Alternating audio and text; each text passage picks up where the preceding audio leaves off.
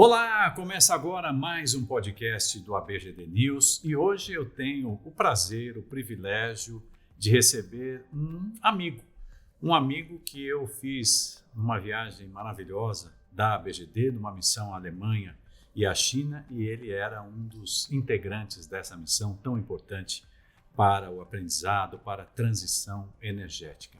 Hudson Zanin, que é professor da Unicamp e atualmente ele coordena o Centro de Manufatura, Validação e Certificação de Baterias da Unicamp. Ele é físico, mestre, doutor, pós-doutor. Hudson, muito obrigado pela visita, obrigado por ter aceitado o meu convite. Fico muito feliz de poder te receber.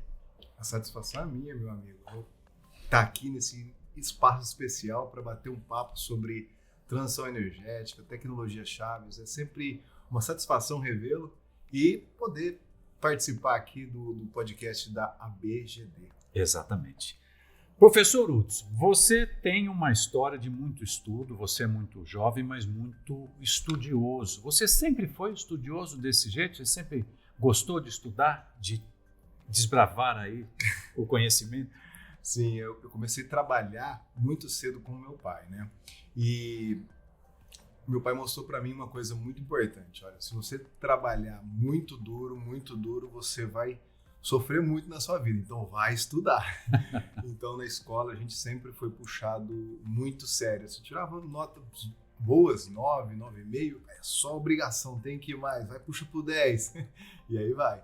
E a gente pegou no batente, no duro, e falou, pô, realmente tem que estudar para poder dar uma aliviada, porque não é fácil. E o que teu pai faz ou fazia?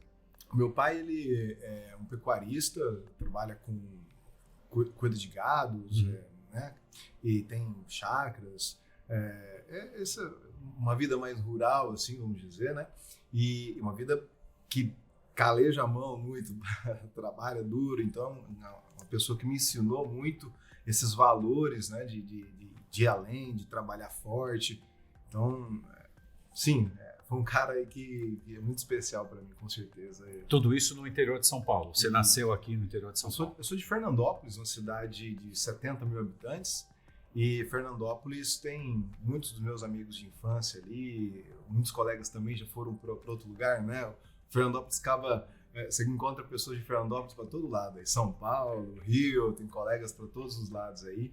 É um lugar muito quente, é um lugar que vive do comércio, então a gente que começou a estudar, comecei a estudar bastante no ensino, quis fazer faculdades estaduais, ali nas proximidades não tem, então a gente acabou indo para os grandes centros, né? Então o pessoal acaba espalhando ali da região. E você estudou lá, você começou toda a tua carreira estudantil, foi lá em Fernandópolis? Foi, eu estudei até acho que a oitava série, antigamente a oitava série, né? No ensino público. Aí eu fiz o colegial numa escola particular e aí consegui ingressar na UFSCar, onde eu fiz o curso de física. E por que física? Eu não sei. Mas eu tive sempre muita facilidade com exatas, né? Uma formação que... A física é muito interessante porque você sai com uma formação extremamente sólida em matemática, em resolver problemas que talvez muitos deles não existam, né? Então, você cria modelos para descrever o universo. E aí eu acabei me aproximando na hora de terminar o curso. Falei, eu preciso de fazer umas coisas mais práticas. E aí foi que eu fui fazer o mestrado, doutorado na engenharia, para vivenciar essa construção de sistemas, de montar materiais, montar baterias, montar capacitores, montar filtros de água. Montamos um monte de coisa durante esse período aí de mestrado, doutorado, que é basicamente colocar essa física, né, um pouco de química, de matemática em prática, né, transformar isso em tecnologia. Hudson, por que será que as pessoas, ou a maioria das pessoas, não posso generalizar nem dizer que são todas as pessoas, tem tanta relutância ao mundo das exatas? É porque falta didática na sala de aula? O que você acha? Qual é a tua avaliação? Olha, é difícil de dizer, eu sempre gostei muito de física, matemática, sempre me dei muito bem. Tive excelentes professores nessa área, então pode ser que eu tive muita sorte, né?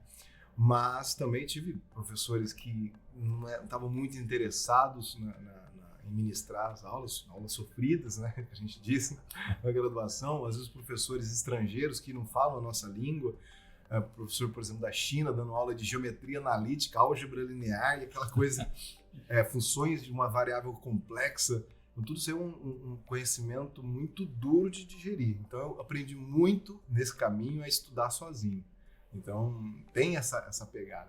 Eu acho que a complexidade desses assuntos realmente assusta a parte da população. Mas algumas partes, o pessoal da engenharia sempre tem optado em às vezes, aprofundar. É um conhecimento, como não tem muitos que conhecem, que têm essa capacidade de estudar, o interesse por estudar isso aí, é um conhecimento que ele acaba sendo valorizado.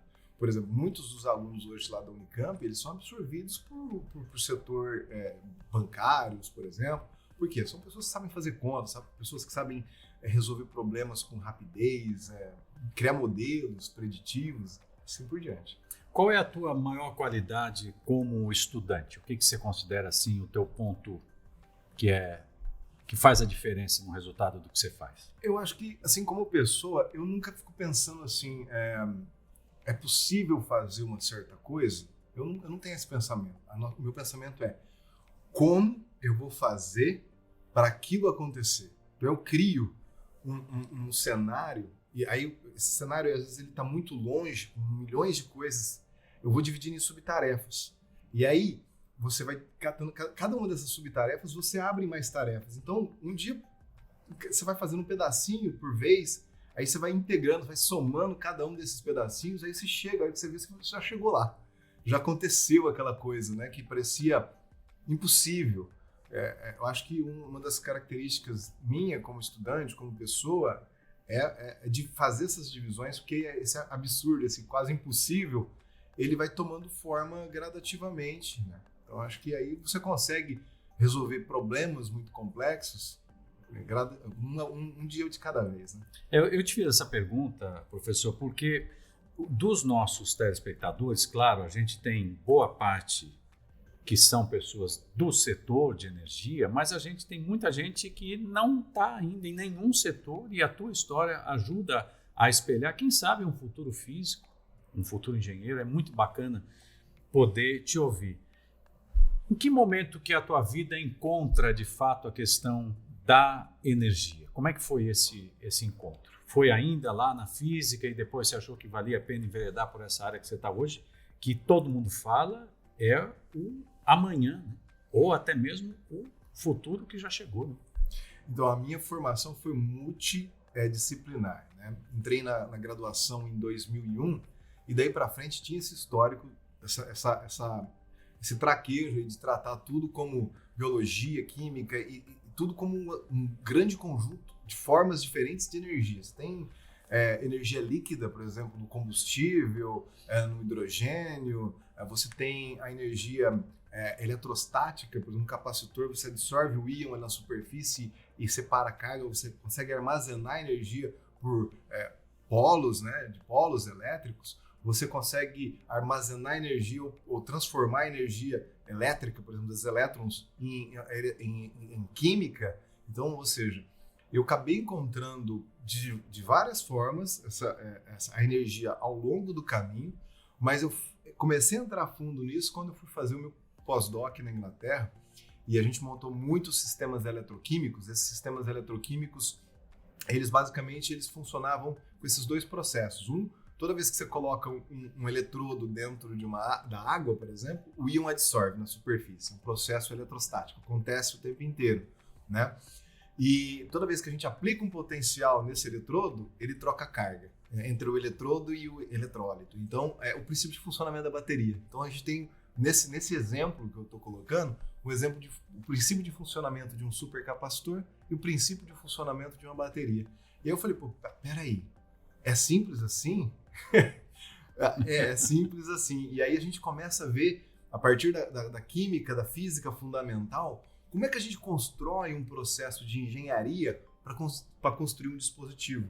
Eu comecei a ver como é que isso é feito e falei, a gente não faz isso no Brasil ainda. A gente não tem uma fábrica de de bateria de lítio, a gente não tem uma fábrica de bateria de sódio, a gente não tem uma fábrica de supercapacitor no Brasil. Será que tem espaço no mercado? Você começa a analisar, pô, não é só a fábrica, né? Tem toda a cadeia de valor junto que não está consolidada, que pode ser construída. Opa, tem um negócio aí. Aí eu comecei a falar, acho que eu daqui para frente, na minha carreira do pós-doc em diante, eu comecei a adentrar nesse ambiente de discutir, de construir tecnologias, de tentar entender os processos que envolvem a construção, cadeia de fornecedores, né, como criar valor e tentar desenvolver essas tecnologias no Brasil, né? A gente vê que, como eu disse há pouco tempo, minha família vem com uma formação aqui muito rural, né?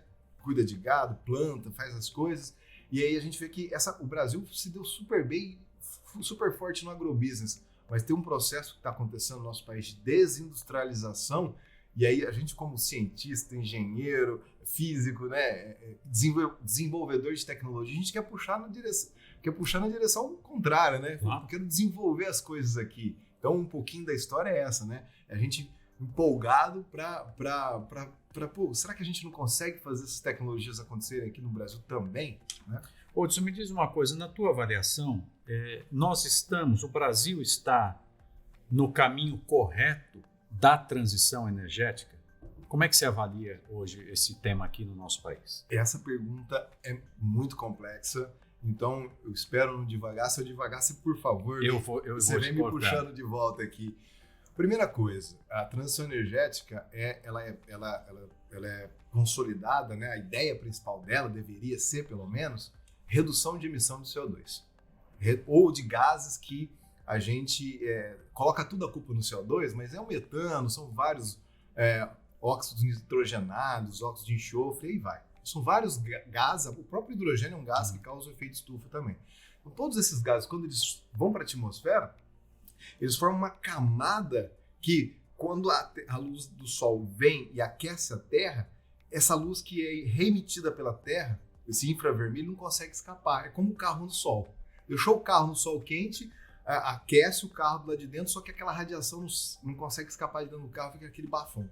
Então, o que a gente quer fazer? A gente quer evitar emitir esse gás para a atmosfera. E acontece que a realidade do mundo é totalmente diferente da realidade do Brasil. Por exemplo, o mundo, a Europa, Estados Unidos, a Ásia, né, a maior pegada de CO2 que esses países têm, né, a maior emissão de CO2, eu falo CO2 porque existe uma formulinha que você transforma todos os gases em CO2, em equivalentes, né, CO2 equivalente. Então, a ideia é que esses países, eles emitem esse CO2 quando eles estão fazendo o aquecimento das casas, lugares frios, no transporte, tá? E na produção de energia. Olha só o Brasil do jeito que é. O Brasil tem uma das matrizes elétricas mais limpas do mundo. Onde a Europa quer estar em 2050, nós já estamos com 85% a 92% da matriz elétrica limpa. Uhum. Nós temos biocombustíveis, temos o etanol, temos o biometano. E aí o problema de emissão do Brasil está onde? Está no desmatamento, está no manejo de terra, porque o Brasil é um país espetacular que produz alimento para um quarto da população mundial. É um absurdo o que a gente conseguiu desenvolver em relação devido à força da Embrapa, todo o agrobusiness, que é fantástico, espetacular, né? Uhum. Então, nunca me levem a mal. Estou falando assim, a gente tem que puxar questões tecnológicas, mas eu amo o agrobusiness. Claro, o Brasil tá onde tá porque é forte, né? Agropop, agrotech, tudo, né? Então, nossos problemas é desmatamento, emissão por conta do manejo de terra para produzir alimento para tanta gente, e a gente também tem um pouco de emissão na hora de produzir energia, ou na indústria, ou no transporte, mas é muito menor. E aí a gente quer fazer o quê? A gente quer produzir um carro elétrico, num ponto lá que onde 10% da emissão do Brasil está nesse ponto específico, e a gente quer atuar nessa pequena porção. E aí eu fico respondendo a sua pergunta, para fechar assim, a primeira rodada de discussão, a gente de repente está atuando em alguns pontos que não são os mais importantes. A gente tem recursos limitados, a gente tem que usar esse momento para buscar reduzir desmatamento. Como é que a gente vai fazer isso? Com satélites, mapeando a Amazônia, policiando, porque é impossível fazer isso é muito grande, né? Não vai ter carro, caminhões, não vai ter helicóptero, não vai ter polícia suficiente para gerenciar isso. Então a gente tem que fazer com tecnologia. A gente tem que melhorar o manejo. Se a gente vai fazer um maquinário agrícola que vai fazer esse plantio, que vai colher essas coisas que a gente plantar, né? Soja, trigo, etc., por exemplo, né? Milho, a cana, a gente quer fazer isso aí, esse maquinário usando, por exemplo, biometano, biodiesel, né? É possível usar o etanol nesses maquinários, então a gente tem que achar estratégias para tal. E aí depois tem outros pontos, a gente pode melhorar a produção de biocombustível no Brasil inteiro, né? Deixar o biocombustível mais competitivo em regiões onde não é, no Nordeste, no Norte. Aqui em São Paulo, né, onde a gente está, eu vou abastecer no posto de combustível, é compatível, né, o preço da gasolina com etanol. Então eu opto, meu carro nunca viu gasolina. Mas por quê? Uma questão ambiental e uma questão de preço. Agora, o consumidor não tem que arcar com esse preço sozinho. Então a gente tem que fazer políticas públicas para que você produza mais desses biocombustíveis, esse biocombustível seja, vamos dizer assim, competitivo nesses outros lugares também. Tem um fato que eu queria ouvir também a tua opinião, Hudson, que é o seguinte: a gente tem ouvido falar muito da questão da geração distribuída, das energias, principalmente solar e eólica. Houve até um apagão aí recentemente. O que você pode dizer para nós em relação a tudo isso? O que você achou desse acontecimento? E agora sai o relatório do ONS colocando a culpa nos sistemas. Eu acho que a gente tem aí, por exemplo, no mundo inteiro, né, 15% da energia elétrica do mundo é feita por solar e eólica. Então, para começar a conversa, não é uma coisa que é alternativa. É uma coisa real, né? A energia elétrica produzida por essas fontes renováveis é simplesmente espetacular. Um caso específico, um incidente, o que a gente pode fazer com esse incidente? Aprender com ele. Não demonizar, colocar culpa aqui e ali, né? É tentar aprender com esse pequeno acidente, esse incidente, e criar ações para que isso não aconteça mais. Mas agora, a minha visão é que a incorporação dos renováveis no Brasil e no mundo vai ser muito grande. E eu espero que esse volume de renováveis, né, no Brasil tome uma proporção ainda maior para ajudar a gente a descarbonizar onde a gente deve. Se a gente tem que produzir, a gente importa, por exemplo, muito amônia, fertilizantes do exterior. A gente pode produzir localmente, tem muitas iniciativas no Brasil com hidrogênio verde, e aí você só faz hidrogênio verde com renováveis, com solar, com eólica. Então, usar essas tecnologias justamente para produzir essas tecnologias-chave da transição energética, o hidrogênio, por exemplo, descarbonizar o próprio hidrogênio cinza com hidrogênio verde, que vai vir dessas fontes renováveis, é um caminho que a gente tem para reduzir a emissão de CO2 do segundo pilar onde a gente mais emite. Né? Que bacana. Queria que você apresentasse para nós um pouco do teu trabalho lá como coordenador do Centro de Manufatura, Validação e Certificação de Baterias da Unicamp. Conta para a gente o que vocês fazem lá. Hoje a gente tem um conjunto de projetos que a gente soma eles todos e diz que é um grande programa de eletrificação ou de conversão de energia. Nós desenvolvemos algumas tecnologias que o Brasil não consegue fazer, né? Por exemplo, a gente desenvolve supercapacitores, sistemas de potência que carregam em 2, 3 segundos. Só que ele tem 1/30 a energia de uma bateria. E a gente quer que as baterias tenham mais e mais energia. Então, o que a gente faz? A gente também estuda as baterias e tenta transformar essas baterias e os capacitores em coisas mais energéticas e a bateria numa coisa que carrega mais rápido. Então, a gente acaba misturando um pouco da bateria, do capacitor e montar um battery-like capacitor, um capacitor tipo bateria, ou bateria tipo capacitor. Então, a gente manufatura esses protótipos.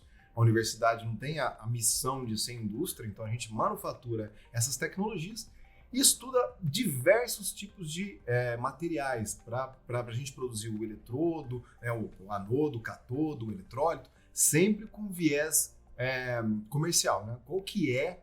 Quais são os materiais que o Brasil poderia produzir aqui? Quais são os materiais que a gente poderia de fato colocar dentro dessas tecnologias para o armazenamento de energia. Mas a gente também não pensa só no armazenamento de energia, é muito importante a geração.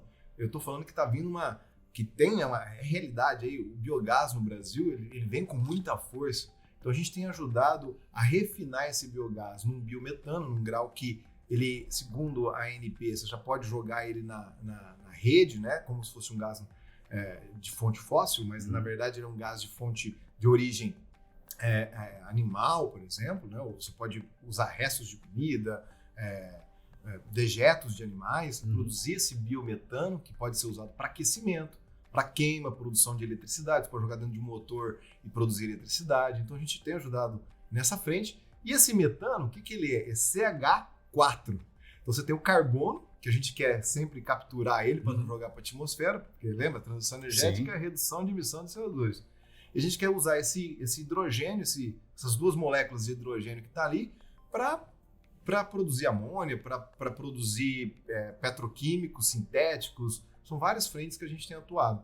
E para finalizar, a gente pega esse hidrogênio e também desenvolve células a combustível de óxido sólido e joga dentro dessas células de combustível e produz eletricidade. Então é uma forma muito mais eficiente de você atingir 60%, 70% de eficiência para a produção de eletricidade. Frente ao metano que você queima no motor para produzir numa termoelétrica, por exemplo, a eficiência está por volta de 30%, talvez 40%. Essas outras tecnologias mais modernas, que a gente não produz ainda no Brasil, não tem uma indústria disso no Brasil, mas deve ter nos próximos 10 anos, ela consegue converter essa molécula, essa energia química em energia elétrica com 60%, 70% de eficiência. Então, transição energética é redução de emissão de CO2, é capturar esse CO2, mas é produzir processos mais eficientes. Então, a academia, na Unicamp, como outras frentes, que tem várias iniciativas no Brasil aqui acontecendo em paralelo, ela tem essa visão. Vamos desenvolver as tecnologias que vão levar o Brasil a um processo de reindustrialização e desenvolvendo essas tecnologias que são chaves hoje. Se você não fizer isso aqui, se a gente não começar a investir nisso agora, não vai ter essa indústria daqui a 10 anos.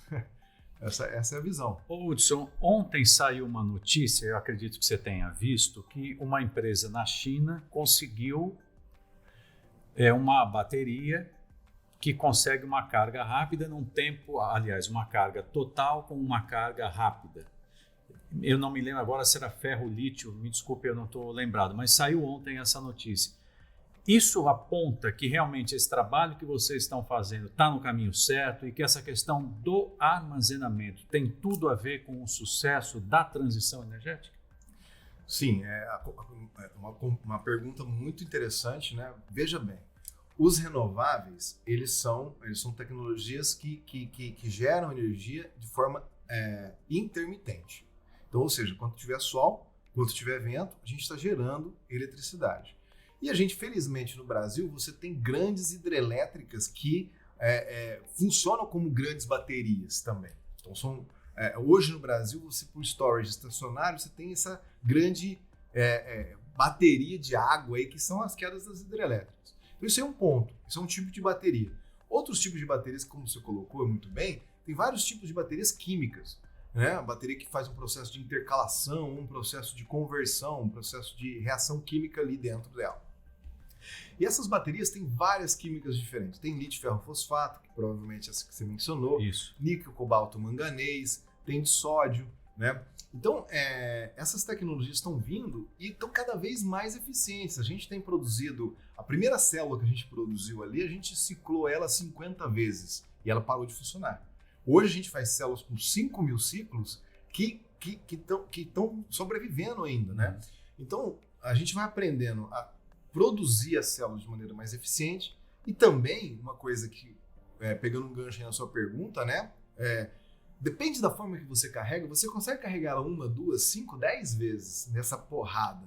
Mas, será que ela vai durar o que ela precisa durar se você ficar tratando ela desse jeito? Então a gente faz um estudo apropriado para ver qual é a melhor forma de carregar ela. Por exemplo, se eu tenho um veículo elétrico, não faz sentido eu chegar em casa e carregar ele de uma vez. Posso carregar ele devagarzinho, né? Que eu vou preservar mais a vida da bateria. A bateria tem vários A gente brinca na engenharia que tem vários resistores ali escondidos ali dentro. Então, se você carrega ela de uma vez, ela aquece.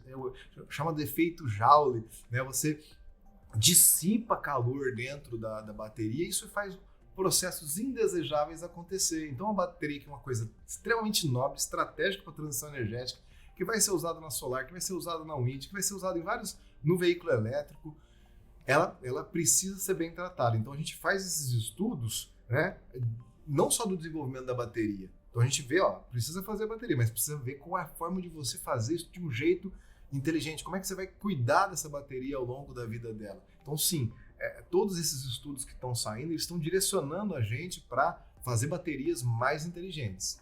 A mobilidade elétrica no Brasil vai ser uma realidade? A gente está vendo aí, por exemplo, a BYD vendeu em um único dia 603 carros, superando até os outros. Você acha que é uma realidade já? Dá para dizer em um curto espaço de tempo? Eu acho que sim, é inevitável. A gente vai ter muitos veículos elétricos no Brasil. A questão é se é a coisa mais inteligente a se fazer. Por quê? Bem, todo mundo fala que a transição energética é sobre redução de emissão de CO2, mas às vezes parece que é dominação de mercado. E é isso que é a questão, né? O Brasil representa 2 a 3% dos veículos do mundo inteiro. E as montadoras querem fazer o quê? Elas querem, na minha visão, né? Na minha humilde visão, e não estou certo, não sou o dono da razão. Mas o que eu quero dizer é o seguinte: nós representamos 2, 3% da produção mundial e as montadoras elas vão buscar uma solução global, que atenda o mundo inteiro, não vai ficar fazendo uma solução específica para o Brasil. Embora a gente deveria. Por quê? Porque você tem biocombustíveis aqui. Você tem o etanol. Se você fizer análise de ciclo de vida, análise de emissão de CO2, que você tem em todo o processo, desde você extrair o minério para produzir o carro, até reciclar o carro lá no fim, com todos os componentes, motor, todas as partes internas, e você fizer a mesma coisa com o veículo elétrico, a pegada de carbono hoje do veículo elétrico é mais alta. Esse que é o ponto. Então, se a transição energética é sobre redução de emissão de CO2, isso é o que a gente devia estar discutindo, né? A questão é que os veículos elétricos são extremamente sofisticados, sexy, conectividade, tem um monte de coisas que não é só a redução de emissão de CO2. Então, é um debate complexo. O mercado vai vir, esse mercado de elétricos vai acontecer, não tem jeito.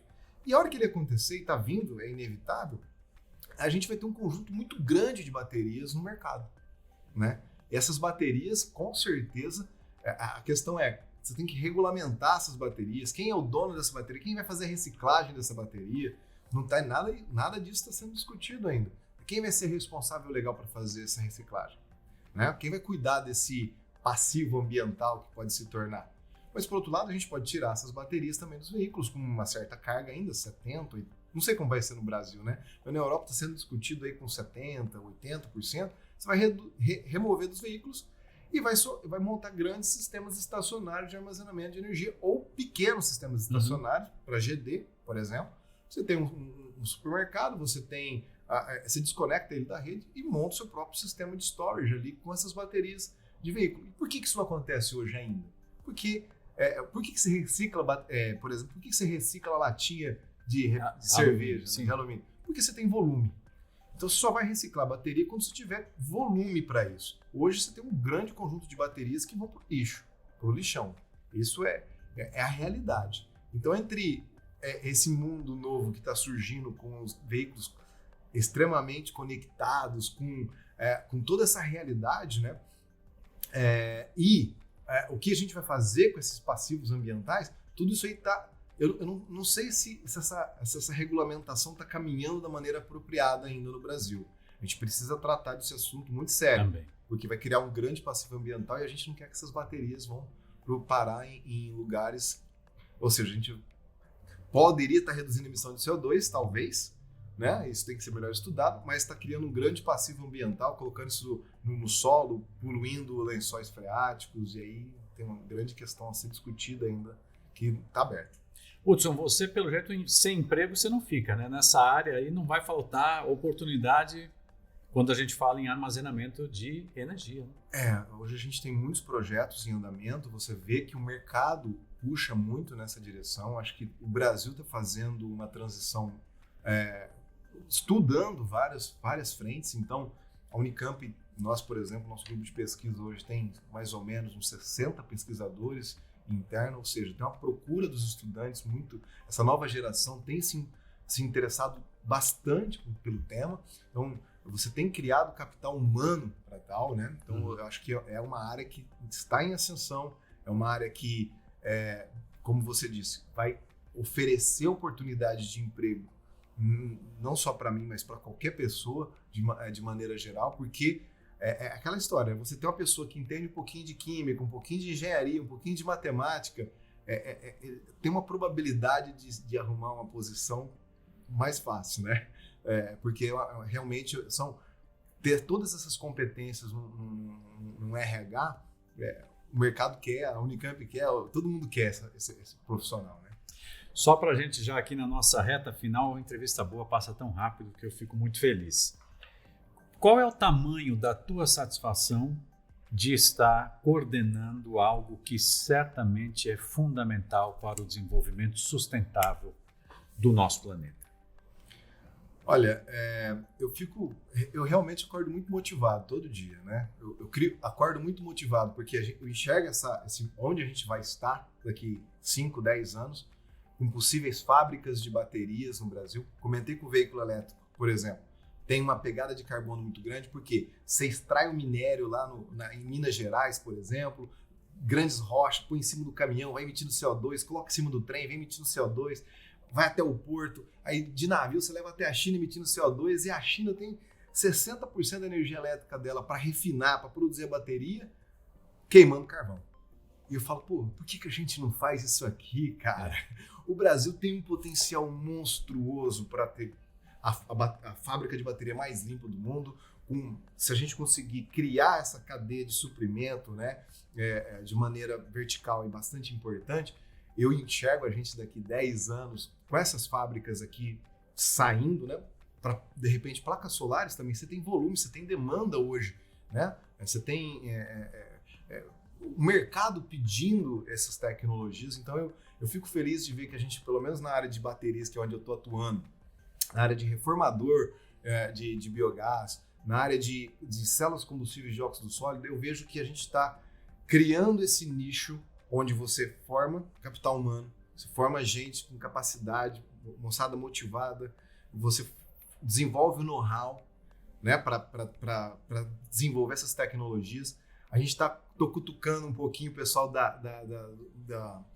os políticos no sentido de vamos regulamentar todas essas tecnologias, vamos entender quem é dono, vamos reduzir incertezas em todos esses processos para que a gente possa ter a terceira parte, né? Know-how, legislação, precisa regulamentar, precisa ter bancabilidade, porque custa 500 milhões talvez de dólares montar uma grande fábrica de baterias aqui. Então quem é que vai tomar esse risco? Num país que tem uma taxa de juros tão alta.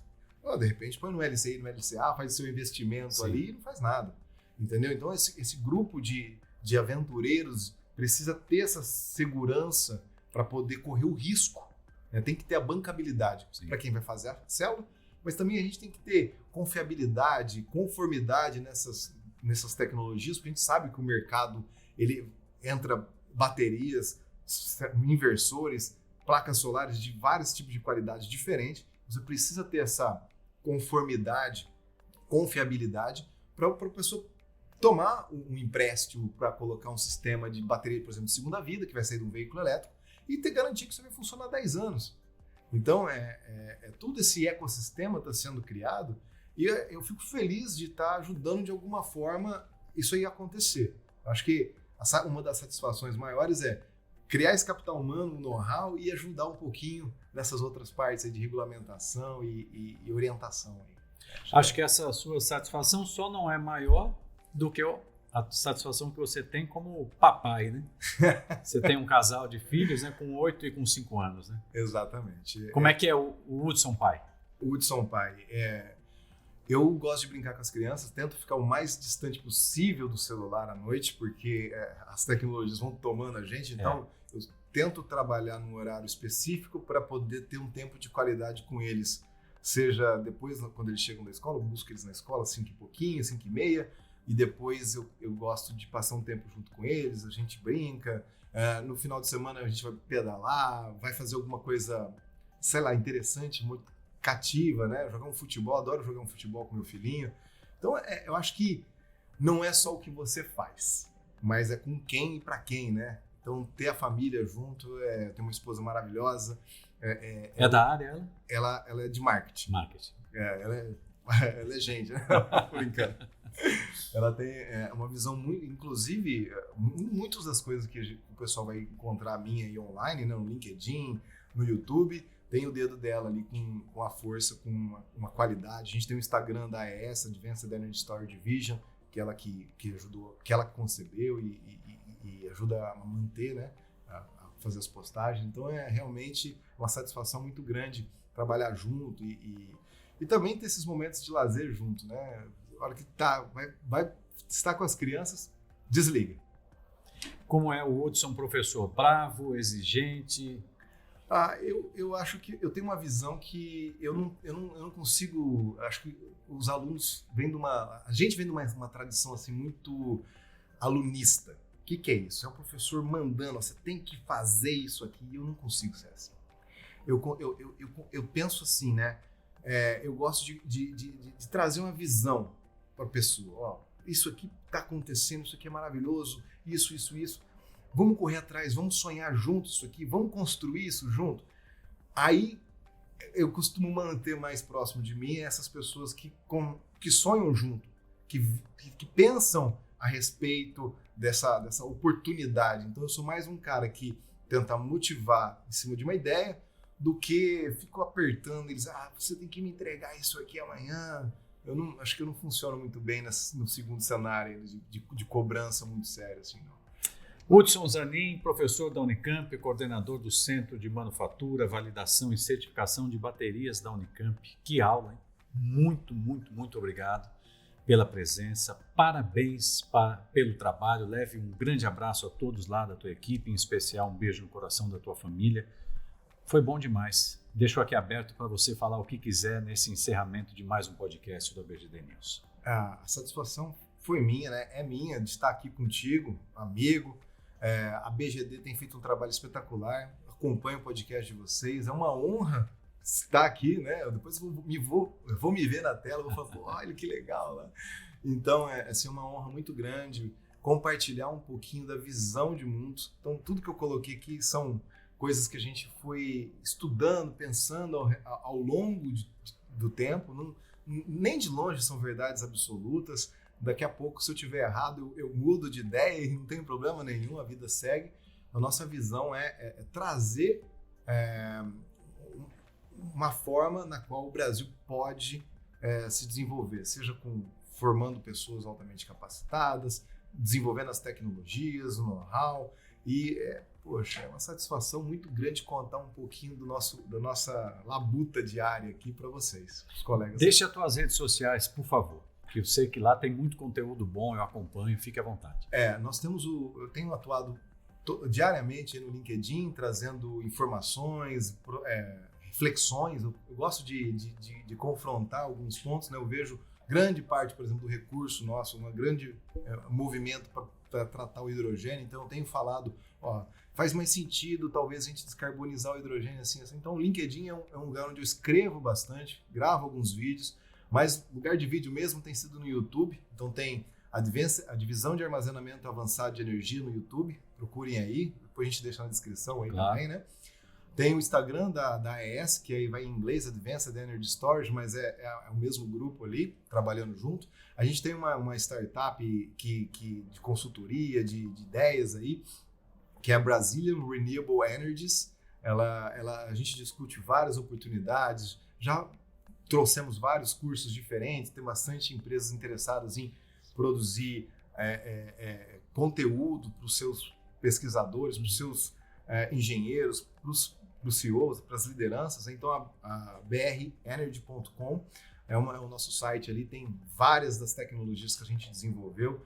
Então a gente deixa o link na descrição para o pessoal. Com certeza. Isso aí. Muito obrigado, parabéns mais uma vez. E obrigado a você que me acompanhou até agora em mais um podcast do ABGD News. Hudson Zanin, um trabalho maravilhoso. E olha só quanta oportunidade aí nesse cenário que está só começando no Brasil. O Brasil ainda tem muito o que trabalhar e o que disse o professor, né? A gente precisa voltar a ter indústria nesse país. Muito mais. Beneficiar aqui, reduzir a emissão aqui. E para isso a gente tem profissionais como o Hudson Zanin fazendo um trabalho maravilhoso. Um beijo para você, obrigado e até um próximo programa. Tchau, tchau.